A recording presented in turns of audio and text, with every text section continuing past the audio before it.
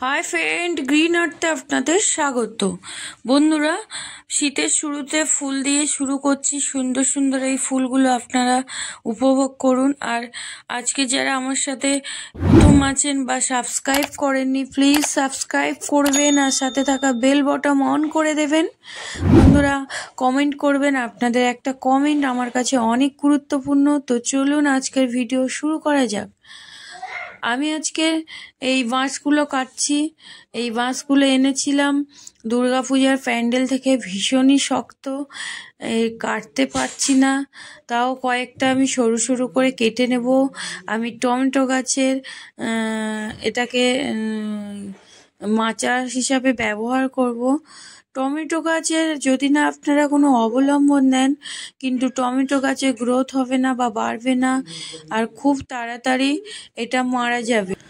তো টমেটো গাছে আজকের মাচা করব, তার জন্য আমি এই কটা লাঠির মতো করে কেটে নিলাম সরু সরু করে।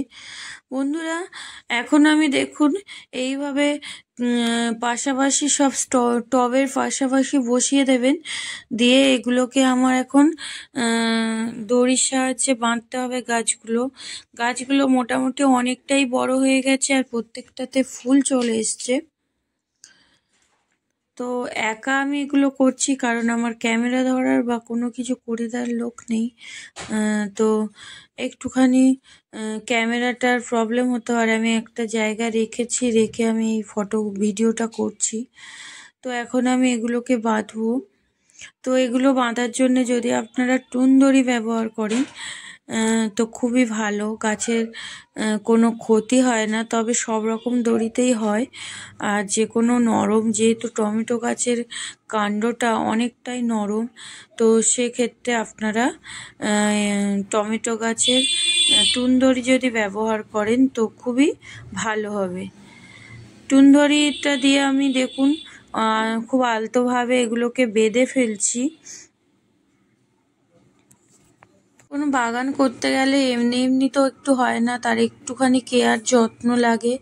আমাদের ছোট ছোট একটু যত্ন কেয়ারে কিন্তু গাছ খুব সুন্দর তাড়াতাড়ি বাড়ে, বড় হয়। বন্ধুরা, একটু ভালোবাসা দিয়েই আমাদের তো, যারা আমরা গাছ ভালোবাসি তাদের যেন একটা নেশার মতো হয়ে থাকে এই গাছগুলো না দেখা।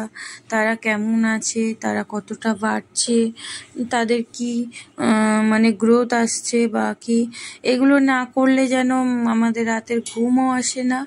সকাল হলেই দৌড়ে বাগানে চলে আসি। এত ঠান্ডার মধ্যে দেখছেন সোয়েটার পরে আছি, এখন বেশ মর্নিংয়ে ঠান্ডা পড়ছে। তো তার মধ্যেও আমি এখানে চলে এসেছি, এসে এইসব কাজ করছি। তো এইভাবে আমি একে একে সব কটাই বেঁধে ফেলছি। একটু ছোট ছোট করে কেটে নিচ্ছি কারণ টুন দড়ির একটু ক্রাইসিস আছে। সব কিছুই জোগাড় করেই বাগান করা মানে যে অনেক বিলাসিতা, অনেক খরচ, এটা না। আপনারা প্রত্যেকেই বাগান করতে পারেন একটু চেষ্টার, একটু ভালোবাসা দিয়েই। দেখুন একদম রেডি হয়ে গেছে আর এখনই কত ফলন এসে গেছে।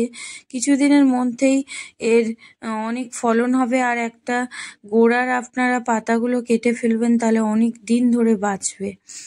এবারে দেখুন এই গাছটা, এটা আমার অনেকটা বড় গাছ, তো তার বেশ ফলন হয়ে গেছে, গাছের ভার অনেকটাই বেড়ে গেছে।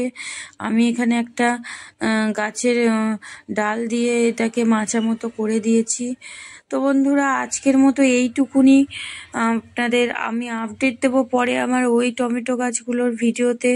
তো প্লিজ সবাই ভিডিওটা সম্পূর্ণ দেখবেন। আরও একবার বলছি, কমেন্ট করবেন। অনেক খেটে খুঁটে সংসারে হাজার কাজের ফাঁকে আমরা এই ভিডিও করি, তো আপনাদের কমেন্ট আমাদের উৎসাহ দেবেন।